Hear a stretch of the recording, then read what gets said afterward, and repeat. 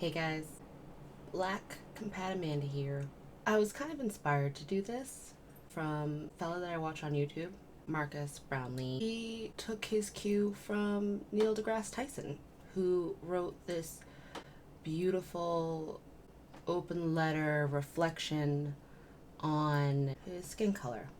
Marcus followed suit with a video. This was brave and something I have struggled with my whole life. Why not follow the example and kind of walk through it? As you can clearly see, I'm of the brown persuasion and have been my entire life. In the beginning, my parents were very cautious about what they alluded me to. They knew the world was going to be hard. It was hard for them. It was hard for my sister, and it was going to be hard for me. I didn't really understand what it meant to be black when I was little. I always knew there was something different about me. Obviously knew I didn't look like everybody else. I didn't think anything about it. If I can be candid for a moment, I thought I was white. My household was very religious. My mom was a staunch Roman Catholic. My father was, a Baptist. God was present in our home all the time. We went to church when I was little, at least every Sunday. I think later on in life we became CEO Christians, Christmas, Easter only, because I held on to that so deeply. When I would take baths, I would scrub myself red. My mom was just, oh, she's a cleanly child, she just likes to be clean. For some strange reason, I thought I was dirty. I thought that this, with enough scrubbing, would come off. Like, this is gonna come off and it's gonna be fine, I'm gonna look like everybody else, it's gonna be great. Something that she saw as innocent and benign had this undercurrent that was neither of those things. The minute, she knew that I was clearly intrinsically aware that I was different and I didn't want to be, and I was trying everything within my young little kid power to not be, it had to break her. I didn't realize, that there was a difference until 5th grade, really. I was in my class. We watched this video. At the end of the video, this teacher pulled me up in front of everybody, along with another friend of mine, and asked the class to, explain the differences between me and this other student. They were like, well, Amanda, is, fat, and Amanda's short, and Amanda wears glasses. And the friend that they were using to, to compare me with didn't have any of those things.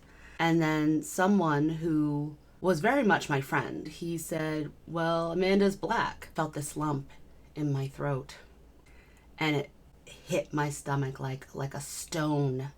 I didn't know. It didn't resonate with me. And no one came to my defense. No one was like, no, she's not, and it hit me. They were going to see me as this black person. I was so terrified that I ran from class. My father was well known in our city, and the principal called my dad, was like, hey, so we had this incident at school. Amanda ran from school. She's not here. We sent some people out to look for her, but she ran away. They told him that there was a history lesson and that they were talking about slavery in class. They thought that had something to do with it. Well, it did, so they weren't wrong. My father found me at McDonald's because resident fatty. My father knew me well enough that, I'd only go to places that I knew were relative to home. Got me a Happy Meal and asked me about what happened. I sat there with these tears in my eyes, and I'm like, Dad, they think I'm black. Mind you, my dad is a very chocolate man. Anyway, we ate lunch. He called the school to let them know that he found me, called my mom, and was like, we need to have a talk with Amanda. Sat at the kitchen table with me, and I told them what happened. And I remember my mom's eyes kind of, something that was so obvious. She was like, okay, well, Amanda, You are black. We are black. At the end of the day, I had to come to this realization that I was descended from this group of people who weren't people. And I felt really weird about that because I sat there like, am I not a person? I always thought I was ugly. I still do. So I've not always seen, and I still don't always see, my skin color as a benefit. It has afforded me a lot of perspective. It has allowed me to grow up faster than most. And I know some people probably wouldn't see that as a positive. I mean, growing up, I certainly didn't. But now as an adult, I kind of appreciate that I was that cautious and I was that aware when obviously I became sentient. So I spent all of my developmental life assimilating without knowing I was assimilating. Knowledge is power.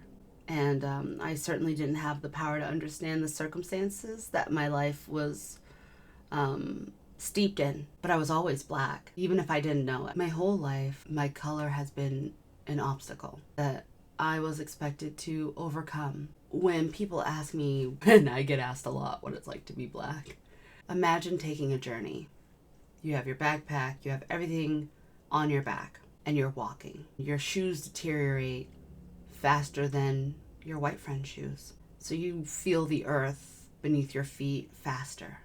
Your bag with all the things that you're carrying is 10 times heavier. And eventually when your feet hit the ground, it's quicksand. So with each step, you're sinking. But you can't call out for help because no one's gonna help you. You have to trudge through it all. And there's an expectation that should you amount to anything, you should be grateful. So my color is a complex thing. It's a complex concept. It's a constant thing. Can't just turn it off and walk away. And trust me, there were many times where I wanted to do that. And I can't imagine I'm the only one. But now, in my mid-30s, heading to my 40s, I'm finding a newfound appreciation for the things that make me unique and make me special. That's my relationship with my color and my skin. I'm not exactly sure how to end this. So anyway, this was BlackCompat signing off. I'll see you guys in my next video. Be present, and I love you.